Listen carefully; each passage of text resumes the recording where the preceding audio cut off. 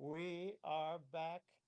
We are doing a California winemaker podcast. Yes, we've been on a podcast marathon lately, which has been really fun. We've been doing so many podcasts back to back, but it all just turned out that way and it's perfect. And we're ending on this super high note with Banshee Wines. Yes, Alicia Sylvester, winemaker extraordinaire for Banshee Wines.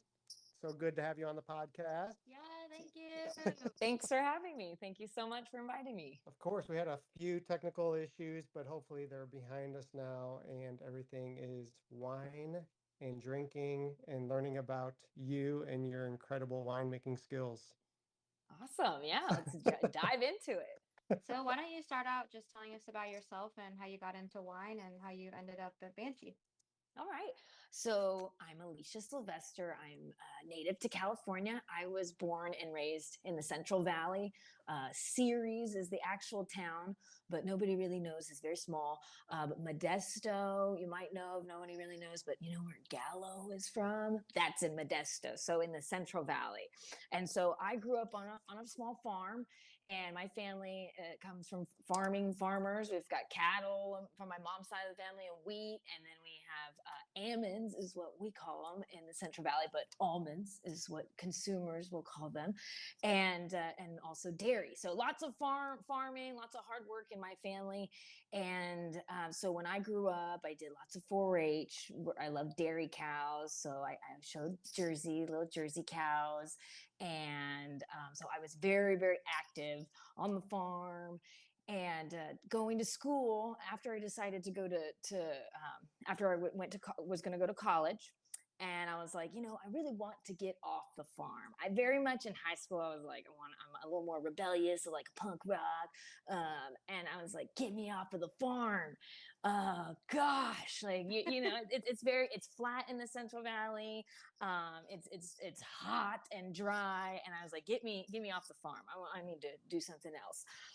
But then it became apparent to me that, I have different knowledge, this farm knowledge and this farm life that I was raised on. I was like, oh my gosh, this is different. I have weird knowledge that I know of that people don't know of. I learned the circle of life very early. Like not all the kittens made it in the batch. And you're just like, oh, but this is, farm life. So when I went to college, I was like, okay, so I need to do something in agriculture because I realized that 2% of Americans come from farming families. And I recently even Googled this again, just to make sure, because I want to make sure I'm not spreading false information.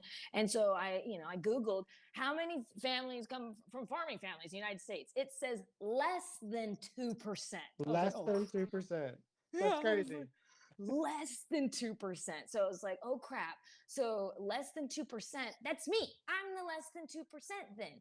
And with that, then I need to do something. So I was like, okay, I'm going to do something in the agriculture industry, even though initially I was like, no, I don't want to, but there's a lot, right? So I was raised around lots of orchards. And so trees and trees and trees. I'm like, okay, I like trees. I like house plants better, but I was like, nah, I'm not sure if that's my calling.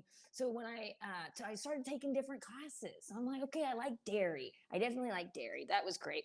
And I forgot to mention that we had 20 acres of Zinfandel on our farm. So it's like 20 acres of Zinfandel. You're looking and like, oh, whoa, that's kind of a lot. In the Central Valley, it's the size of your pinky nail, right? It's really, it's nothing. And so it was a pet project for my parents to have, we were wine growers. And now that I'm older, I'm like, no, you're grape growers. I'm a winemaker. We're not growing wine. You're growing grapes and I'm making the wine. But so having this knowledge about, at Zinfandel, we helped the Central Valley really helped with our California wine just starting and really kicking off. You remember in the 90s, we had the white Zin, white Zinfandel. Was really the bag in the box. It was a big thing for California wine industry to like get us going. And I mean, it's not my most favorite variety, but man, that really kicked off our industry. So I was like, I know some things about grapes. I've tied vines growing up and fixed the irrigation things, and it was so difficult. And So I was like, okay, I'll take some classes in wine. I don't, so I was like, I think I like this better, the classes in wine than the classes in dairy, because I don't think I want to shovel manure anymore. I think I want to smell this. Wine smells really good, right? When you go and wine's fermenting and when you're smelling wine, it's all good things. Now, when you're passing by dairies, usually it's bad. That smells. So I was like, okay, I think I'm going to do something in the wine industry.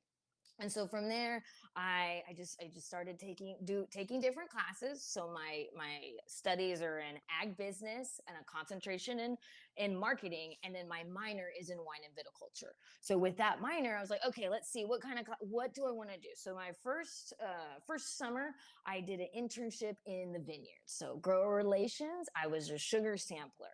This is very common. We need somebody to check all the sugars of our grapes. That's the sugar directly correlates to what the alcohol is going to be. So we want lots of sugar. So I was like, oh man, big binder, big binder, the biggest one you can get, full of vineyard maps and all through the Central Valley. And so I would go and make my schedule for 10 hours a day for 6 days a week, checking sugars. And I got really good at, you can kind of tell the varieties, right? I test with the lab now. I brought in some grapes on Monday and I said, I think it's going to be 22.7, and it was 22.6. So Wow. You got it dialed in. So I was learning all of this information. I'm like, this is really cool, but I need people to talk with, right? In the vineyard, you're alone. So I'm like, okay, let's try something else. So the next year, I did an internship in the analytical laboratory at Bronco. So that's the 4th largest winery in the United States. That's in the Central Valley. And so I was running all wet chemistry and analysis. So sulfur analysis, pH, volatile acidity, just running all this analysis. And I didn't really know what I was doing, right? Because we're learning. And I'm like, what the heck is this? What is that? Why are the numbers like this? Very inquiring. I want to know what these numbers are, learning how to pipette crazy. And so it was very fun.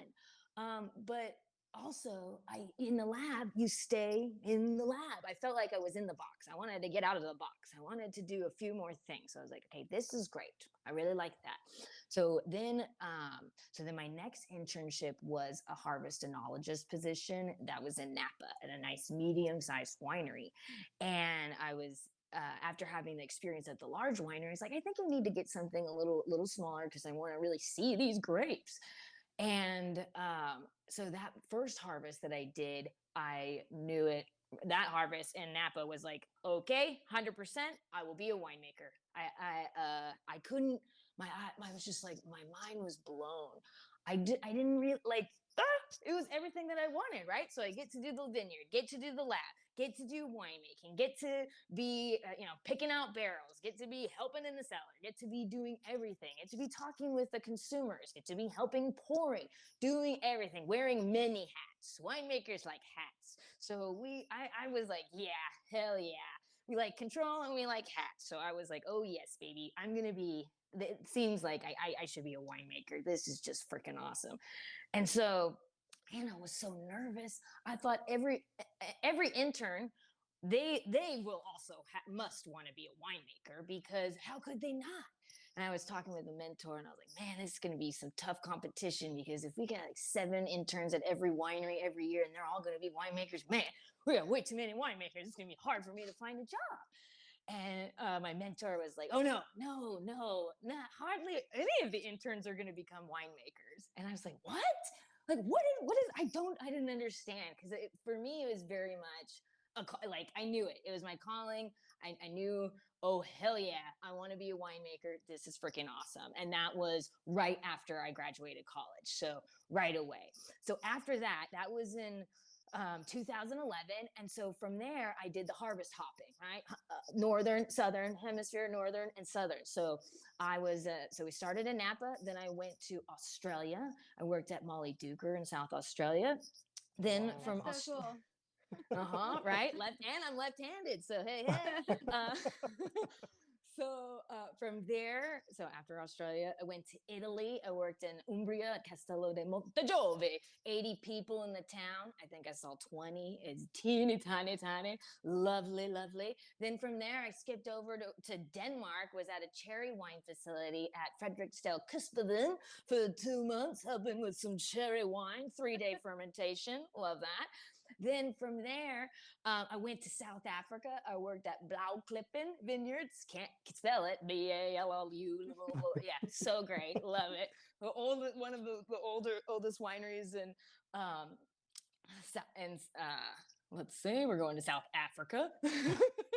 So then from there, I did another harvest in Calistoga at Chateau Montelena, and then I finished my traveling in Argentina. So that was at Fincas Patagonias Bodega Tapiz. So 5 different countries I was able to make wine in within like 2.5 years, really condensed. I didn't see the spring for any of those years because it's summer, fall, winter, summer, fall, winter, summer, fall, winter, basically when you're going to the harvest. So after that, you kind of hit a plateau where, right, you want more responsibility. You want to make the big decisions. You want to know why they're making the decisions. And an intern is only going to get so much responsibility. So really, I knew that. I was like, okay, time for me to put my roots in. And I had already done an internship too in Napa. And so I was like, okay, I think I need to come over here to Sonoma side. Lots of people have told me about Sonoma. I had visited many times, like the vibe, very chill. And I was like, okay, let's do Sonoma side. So I got an extended harvest position at Sonoma Cutrer. Right, we love Sonoma Cutrer Chardonnay, and that was pretty nervous for me because all the other wineries that I've been working at were not just white wine. Sonoma Cutrer did 90% Chardonnay, and I was going to be the Chardonnay harvest enologist. I was like, oh man, I'm going to put all my eggs into one basket with Chardonnay. But really, it was just so fabulous learning. I mean, it's really intense when you're doing 4 flights of 10 Chardonnays and you need to come up with different descriptors for all of them and really quickly with Mick. And I was like, this is great. Like, right? You really got to use your brain, really got to use your senses and really dial in your palate because it's all the same. No, it's not. But so from there, I was hired as the enologist at Lancaster Estate. So that's when I joined the Foley family at Lancaster Estate, and that is in Alexander Valley, so in the northern part of Sonoma County. And I worked there for 5 years. I was quickly promoted to assistant winemaker. So myself and David Drake, the winemaker, we did everything together. So in terms of, we had a very small production. I think we were taking around 100 tons, and it was me and him. He was on the forklift or I'm on the forklift. We were doing everything. So super hands-on, super like it's leaching. Like the terroir we're included. We are included in that terroir. So and that's like what I really loved too about winemaking was that, oh, here comes the farm girl aspect coming out of like, okay, we need to work hard. It's time to work really hard and get this product to our consumers. Get this fermented, So it was fabulous. So I was at Lancaster for 5 years with David Drake. We had a great time. From there, I was promoted to winemaker at Maris, which is Foley's most prestigious Cabernet house. It's a cult winery in St. Helena, one of the original garage wineries. And with that, we were affected by the 2020 fires, but everything is okay. From there, I was promoted at the end of 2020 to Banshee Wines. So that's where we are now. Banshee was purchased it was bought by Foley Family Wines in 2018. So I've watched Banshee, and now that I've taken it over as of 2020, it's really just been nuts, right? Now I was doing small winemaking, and now I'm able to do a mixture of like with our Banshee, the Sonoma County Pinot Noir. You can find it at Trader Joe's. You can find these wines, right? Lancaster and Maris, you're not really finding these readily available. So this allows me to really get these wines out there to you guys at a really consistent product, good price, so we can have wines every day, but then I still get to keep that backbone from me and also from Banshee, because Banshee also started very small. So we also get to make the small single vineyard wines, like the Trenton vineyard that I shared with you guys. This is only 150 cases, 200 cases. So very small, very different range. So I'm really able to have a lot of fun and really have different types of wine. Whereas Lancaster and at Maris, a lot of people, they're like, oh my gosh, like, oh, and now it's like, oh my gosh, Alicia, I see your wine and hear it, and I'm taking a picture of it. And I'm like, yeah, hell yeah, send it to me and I'll repost a picture of it. So it's super fun to be able to share my wines and to be able to get these wines out with the masses. And so that people can we can keep elevating our palates, right? That's what we need to do. Yes, man, I love your enthusiasm and I love your story, and just like I could definitely tell you're a go-getter, and you also have fun while you do it. You don't take yourself too seriously, which is a really good thing. It's very refreshing, and I can tell it lights you up. It's something that you really love. So yeah, that's awesome. Yeah, thank you so much. So it's definitely you sent us, sorry to cut you off. You sent us the cusp. Mm-hmm. Well, we have sent a couple, but this yes, is we decided but to we opened the cusp. So can you tell us about this and how it differs from other? Because I see it's from the Russian River Valley in Sonoma, and yeah, tell us about it. Okay, so even this, so I sent you this wine because it's a really fun, and the wines that I sent them were the Banshee Sonoma County Pinot Noir, the Banshee Trenton Vineyard Pinot Noir, which is Russian River Valley, then the El Pinot Club, the Cusp, which is Russian River, and then the Banshee Wines Sonoma County Cab, just for fun. So the fun thing is that the Trenton Vineyard, these two wines, the Trenton and the Cusp, these are coming from the same vineyard. So that's why I included them, because they're basically, I've made the single vineyard for us, and then the El Pinot Club. You're like, why do you keep saying El Pinot Club? What is that? So let me tell you about that.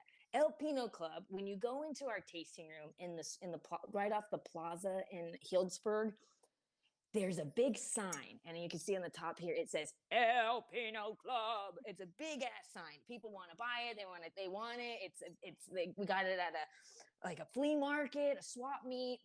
It's been there since Banshee opened our tasting room, and it's a great sign. So when we separated from our original owner, we were like, okay, we're gonna take the El Pinot Club, and that's gonna be like, we're taking that name, right? So we're gonna do a little of the legalities, and so with that, we Foley Family Wines decided to create an El Pinot Club with our best Pinot vineyards, site specific and winemaker specific too. So in the El Pinot Club range, there's 4 wines, and they're all Pinot, and they're all from different winemakers in different areas. So I do the Cusp, which has the sexy lips on the label. It's definitely the most promiscuous label. I love it. So I do the Cusp, and that's from Russian River Valley, predominantly the Trenton Vineyard. I think this year I'm going to put in some of our new vineyard, this Winner's Circle, which is creme de la creme.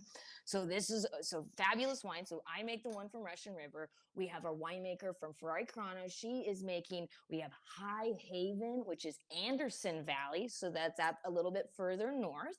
And then we have from Santa Rita Hills, which is down by Santa Barbara, we have the Sea Floored, and that is done by our Foley Estates winemaker, Lorna.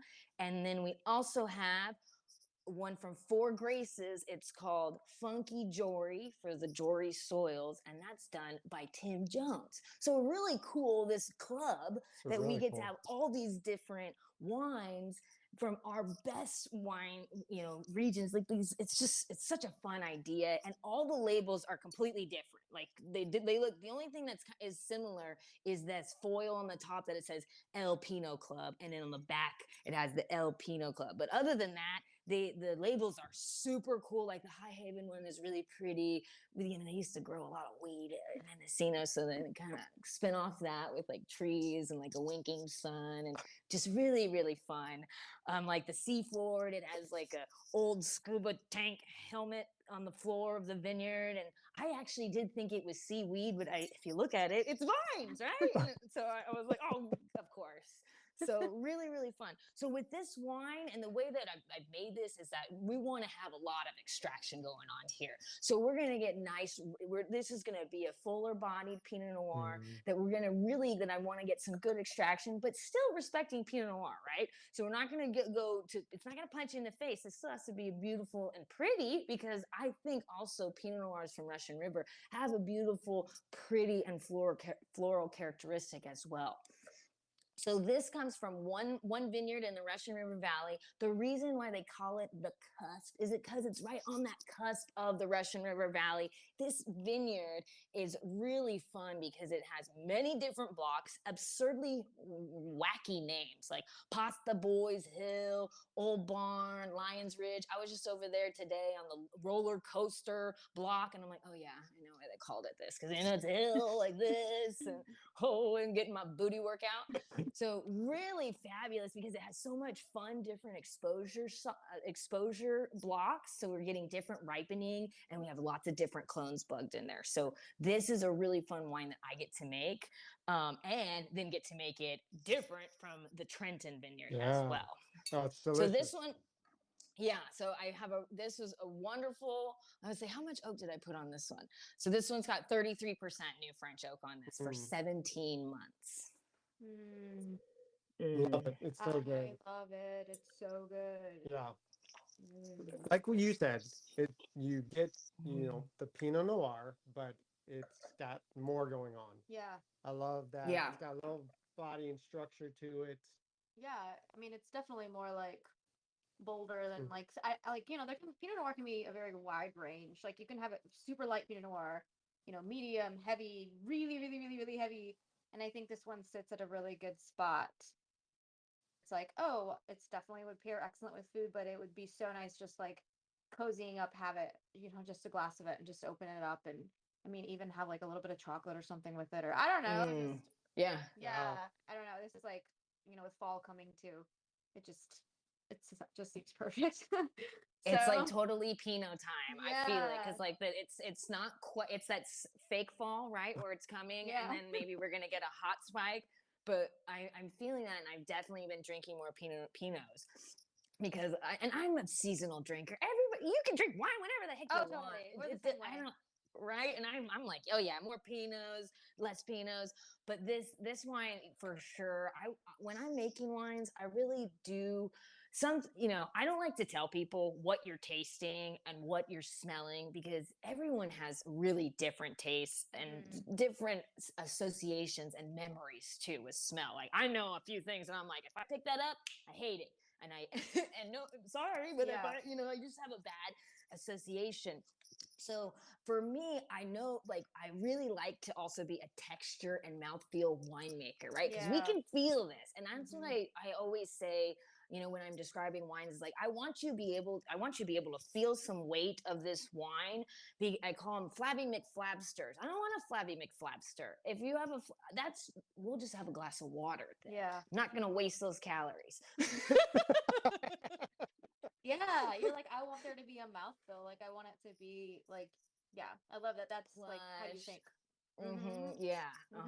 I mean, and sometimes it's as simple as like when I'm making tasting notes and you're going through these blends and you have like a little moment like, oh, that tastes pretty good. I put a yum.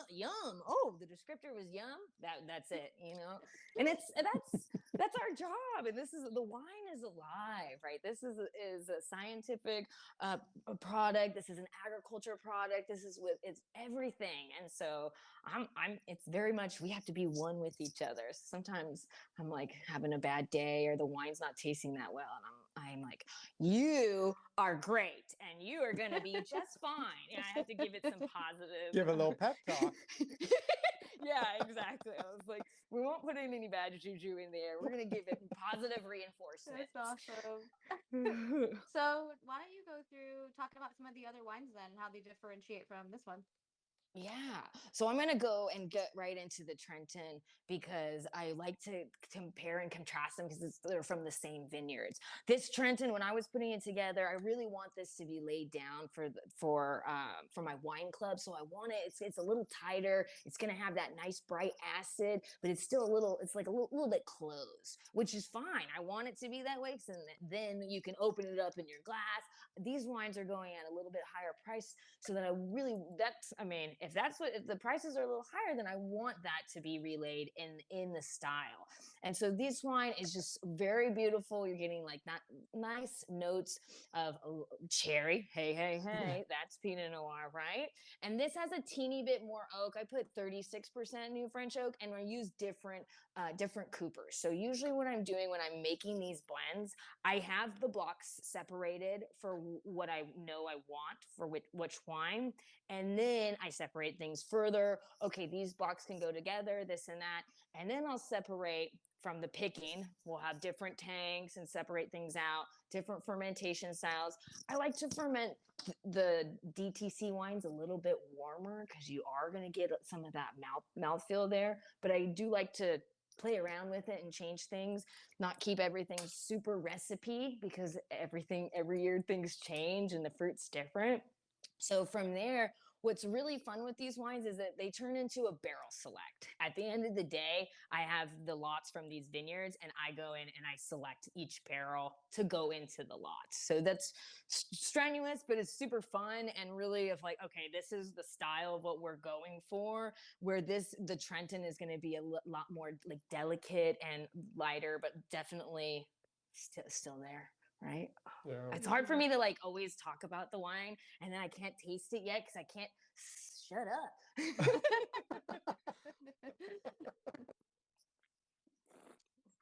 Yeah, we don't have a Corbin. Otherwise, we would have opened all of them. Yeah. We need one. That's what we talked about before. Yeah, you guys should get a Corbin. You guys are the perfect. So we have a Corbin here at the winery, and I found that it helps a lot because we end up, and it's kind of more sustainable, right? Yeah. We're a sustainable winery, and I really like.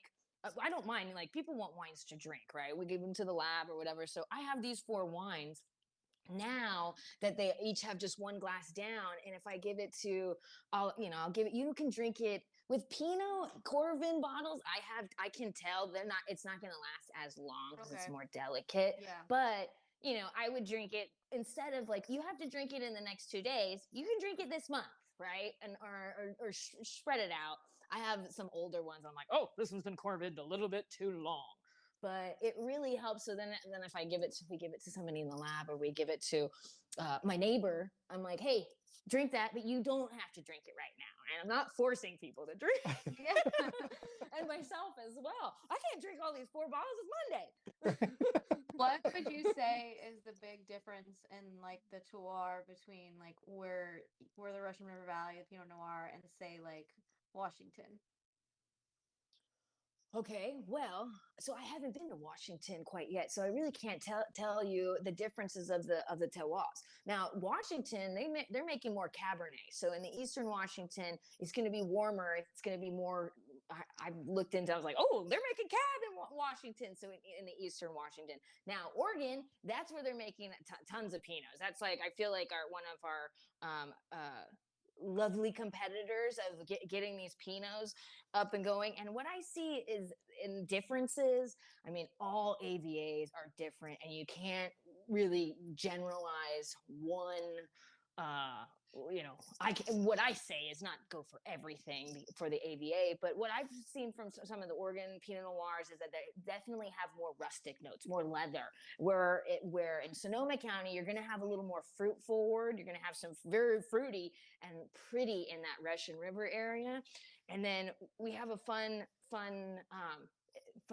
descriptor called the Sonoma aroma. And so that actually is because there used to be a lot more dairies. And so in the soil, from many, many, many, many years ago. This is why you can get some of these Sonoma aroma Pinots. So I have aroma. Oh, I like that. what's it? I yeah. mean, well, if you really know what it means, and it's not always the best, because it means Oh. that's like it's the terroir where too many cows were around, Right. right? So that was that kind of Right. that. But That's not a bad thing No- necessarily. exactly, and Yeah. people like what I see is like people like a funky Pinot. People like they yeah. like Pinot is forgiving in terms of like I don't want to make a flabby McFlabby, but people like a little spice. They like some mushroom. They like fruit. We like Pinot's fun. I'm like, yeah, Yeah. you can. So it's I really really like that, and that's where we can work with those vineyards and work with that terroir of knowing, oh, okay, this one has some of that funky notes, but this vineyard over here is super fruity. This vineyard over here is a spicy, right? So it's like, how are we putting these together? And then I'm using different barrel cooperages to pair with those different terroir characteristics as well to get something new, get something for Banshee. I'll switch over to the Sonoma County Pinot Noir. Is I'm making crowd pleasing wines, wines that you can really bring to any party, or you feel really comfortable. Like, okay, I don't know anybody at the party, and I don't really know anything about wine, but if I'm going to bring this Banshee, people are going to like it, and majority of the time. So I'm going for really crowd pleasing wines that are complex, right? Not sweet. We're still got balance and structure, because I want this is like the gateway drug. Right. Our Sonoma County Banshee, the Sonoma County Pinot Noir, the Sonoma County Cab. This is our gateway drug, so that you so that you can drink every day and afford it. Mhm. And then you're going to get our palates up and up and up, so that you can then really appreciate these single vineyard wines, and really all the work we put into it, and your palate can appreciate it. And then we'll get your palate up there too, so that you can start tasting better and better and better wines in our Foley portfolio. I mean, we have tons of wineries. It's great. That's awesome. Okay, and then the final one was the Cabernet. Cab, yeah. So when I started with, if we listened into my story, a lot of those wineries where I was working were Bordeaux, they're Bordeaux focused. And so I have been a cab winemaker and really focusing on high end Cabernets. And so when I joined with Banshee, I was like, all right, let's do the Pinot, let's do it.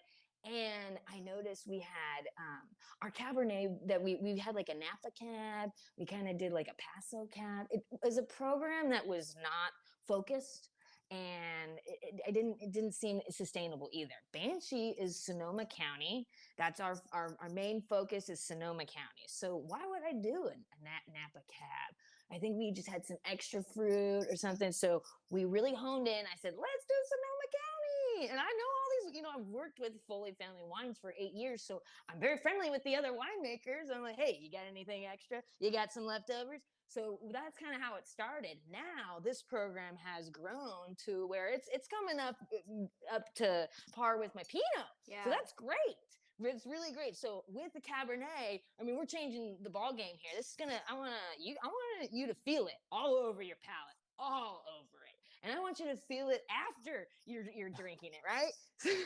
So this 2021 was the first year that we really got the Sonoma County. I made a nice, big, beautiful blend, and it got good fruit in there. It's some good mountain stuff that probably shouldn't have been in it, but hey, I'll take it.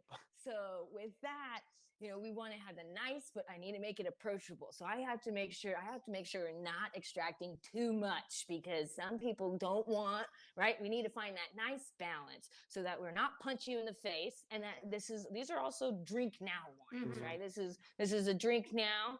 And then on my DTC, the single vineyard wines for the wine club, those are lay it down. Let's a special occasion, having babies, having Thanksgiving dinners, all that kind of stuff. But these wines are for drinking now and for enjoying and having conversations. When I talk about Banshee, so like Banshee is a really fun brand. It was created in 2008. I think the first vintage was they opened in 2009, and so it was started very small and very whimsical, right? The name Banshee, no, it's not for the lore character that is a woman who screeches out and you hear the Banshee call and then you're gonna die. That's not it at all. Goodness gracious, very aggressive. And if you look at the Banshee bottle, there's this weird looking bird thing on there too. So they're like, oh, that must be the Banshee. No, it's not. It's actually a cockatrice. You're like, a what, a huh? It's a cockatrice. And I try to say that at work as much as I can. No. So going back, so when they were coming up with this brand, this cockatrice, when they were in there's 3 founders, they were in their San Francisco apartment. I think they were having some herbal remedy, some California, San Francisco herbal remedy to be creative, get those creative sparks flying. And in their apartment, the medallion that was on the mantelpiece was this cockatrice, was this bird that's on the front of the bottle. So that's it. They're like, that's cool. We want that. That thing's cool. I want that. When you Google it, it's a thing. It's a mythical serpent chicken dragon. Oh yeah, great. And I guess if it looks at you, you turn to stone. So also pretty intense. So with the name, basically they had all the packaging done. They just didn't have the name, and they're like, we need to print the labels basically tomorrow. What the heck is the name? And they couldn't. They just couldn't come up with it. Somebody's dog was barking crazy, and one of the founders lost it and was like, "Hey, your dog is shut up! He's barking like a banshee." And that was as simple as that. So super fun. So when Banshee opened its tasting room in off the Healdsburg Plaza here in northern Sonoma County, it was revolutionary of its time in 2013 because they wanted it to feel, and it still does, like their apartment. Feel relaxed seating, come in and chill. And that, like, there's a couch, that what record player. That wasn't the way it was in 2013. People were still doing bar top tastings, right? All bar top tastings. Hey, thank you, ma'am. Yes, please. I love it because it's very efficient. I can get in and out and do lots of wine tasting. But really, Banshee is about having conversations and creating memories and really having a great time with friends and together. And then my job is hopefully when you're having the glass of wine and you're having all these great conversations and you're making new memories, you're like, holy crap, this wine's pretty good.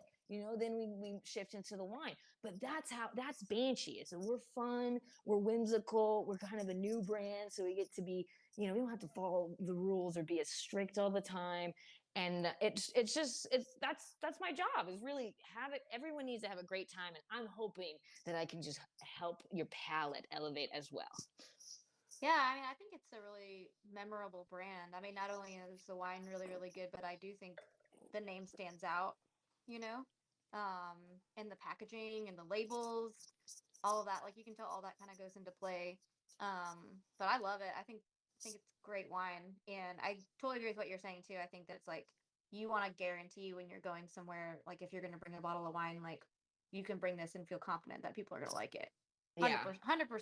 Like, you're not going to question like, oh, maybe they only like really, really dry, or maybe they only like super fruity wines. It's like, this is going to fit a palate for either way. I think it's very crowd pleasing. So like, even someone that likes really, really, really dry, base mini reds, or someone that likes a super fruity zin, I think they're going to be able to find a really good like middle ground with this wine, and they could still like it a lot. Yeah. The other thing I love about you, just listening to you talk and your energy, you said earlier this wine's in Trader Joe's, but then you've got your wine club, and stuff like that. You want everybody to experience your wine. All walks of life, all price points. You want to get into the hands of people and just experience this.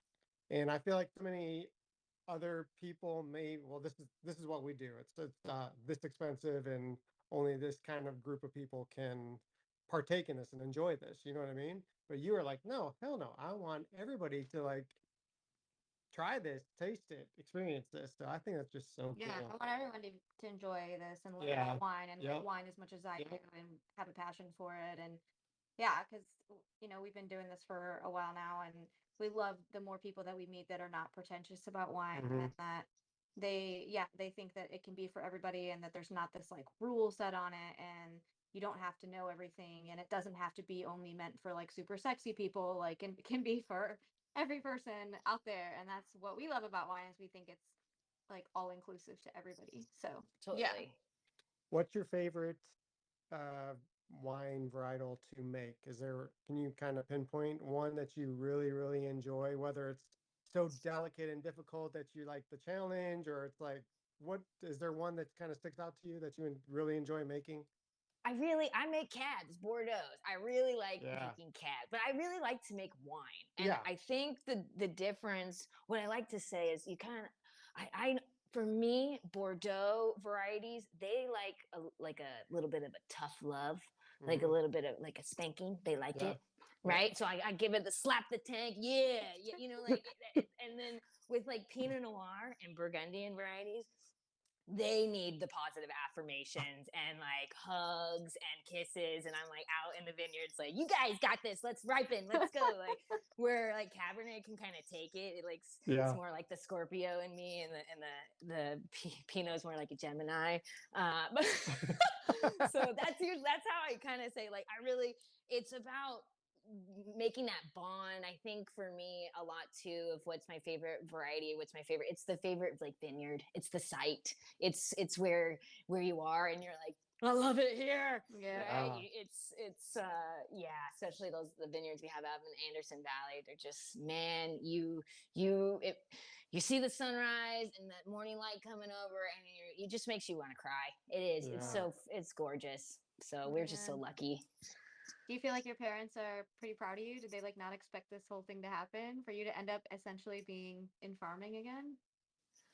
Well, I would not call myself a farmer. I have to make Okay. that very clear because I'm a farmer's daughter. Gotcha.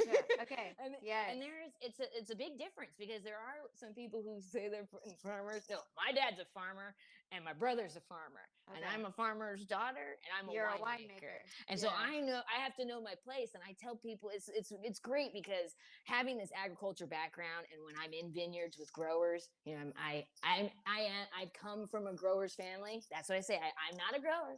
I come from a grower's family. Gotcha. Okay. You know, that's that, and so I understand, and then I can relate with people more, and then I don't want to step on toes, right? Viticulture, grower relations, those are a whole different job too. So I want to make sure that we're really working together, and I don't want to be the know-it-all, right? I want everybody to know. Everyone has a lot of knowledge, and we all need to share it and work together. And I think that's definitely the best way to go about it. Okay. Cool. But yes, they're very proud of me, but I will always say I'm not. I have a mug too. It says farm girl. I'm a farm girl. I'm not a farmer.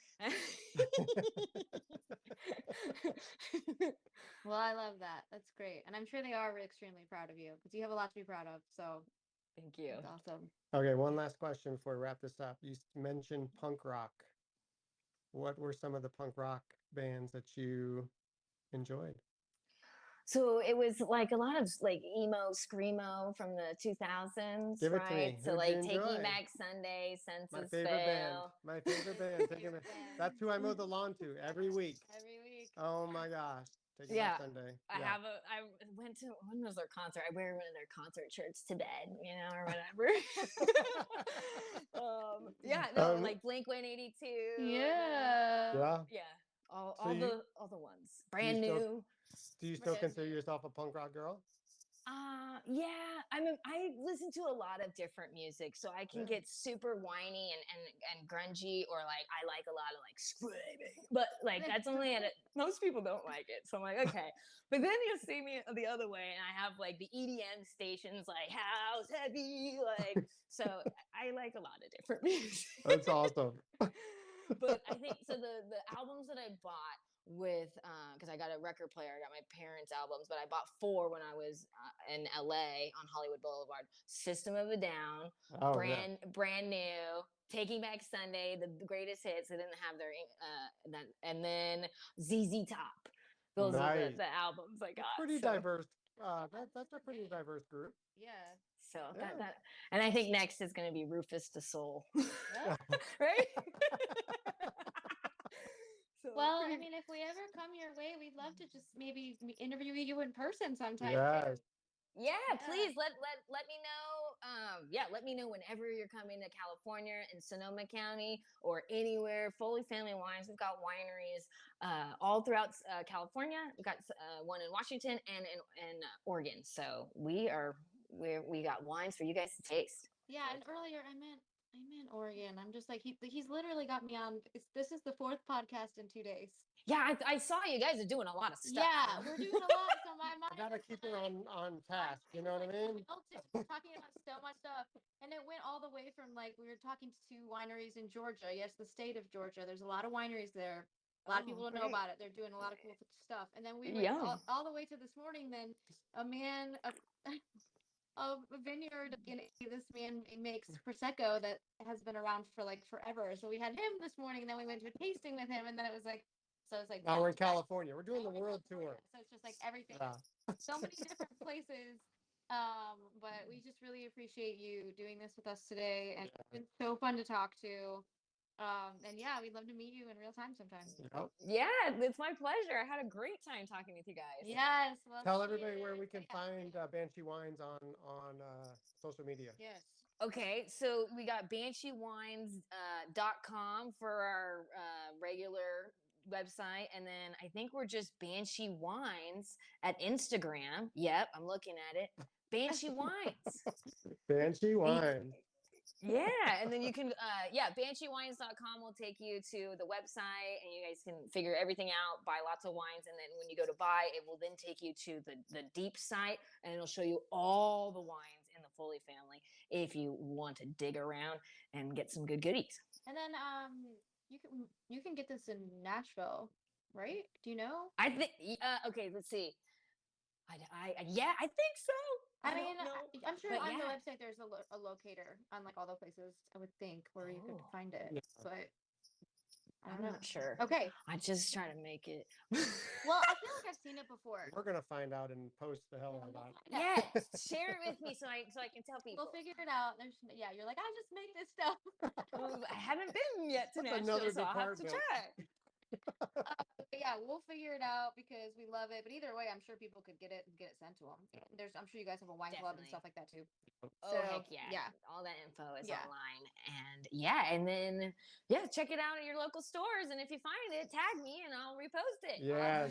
Oh, thank you. Well, so cheers much. to Banshee Wines, Awesome. Alicia. Cheers. Cheers. Cheers. Thank you. Yes, thank you so much. Oh my gosh. Okay.